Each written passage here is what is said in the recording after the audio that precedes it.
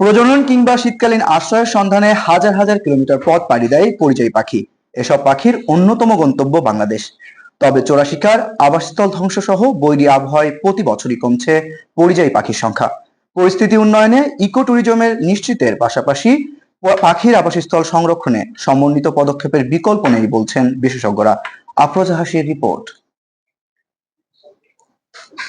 দর্শক, আমাদের সাথে আছেন বর্তমানে মেহেদী ভাই। তিনি পড়ছিলেন বাংলাদেশের পরিযায়ী পাখির কথা। মেহেদী ভাই, আপনি কি আমাদের দেশের পরিযায়ী পাখি অর্থাৎ অতিথি পাখিদের সম্পর্কে আপনার নিজের ভাষায় কিছু বলতে পারবেন? আসলে দেখেন, পরিযায়ী পাখি বলতে আমরা যেটা বুঝি, প্রত্যেকটা বছর শীতকালীন সময় কিন্তু আমাদের দেশে পরিযায়ী পাখিগুলো আসে। এটা কিন্তু হাজার হাজার কিলোমিটার পথ পাড়ি দিয়ে আমাদের এখানে আসে। আসার পরে, কারণ বেসিক্যালি শীতকালীন পাখিগুলো আমরা বলতে পারি, আর এখানে যখন পাখিগুলো আসে তার ফলে কিন্তু এখানে কিন্তু আমাদের ট্যুরিজমের একটা খাত সৃষ্টি হয়। অনেক মানুষ দূর দূরান্ত থেকে যখন এক জায়গায় অনেকগুলো পাখি দেখতে পায়, অনেক মানুষ কিন্তু এখানে আসে।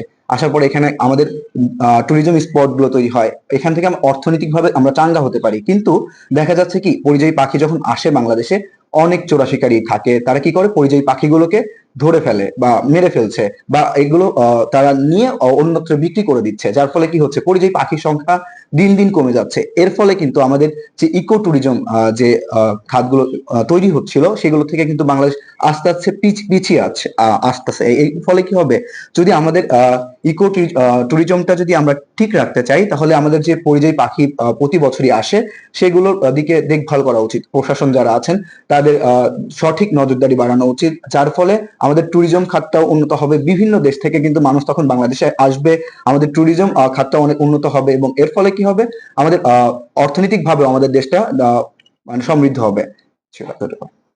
দর্শক, আমরা মেহেদী ভাইয়ের কাছ থেকে শুনছিলাম দেশে পরিযায়ী পাখির গুরুত্ব কতটা। এতক্ষণ আমাদের সাথে থাকার জন্য ধন্যবাদ।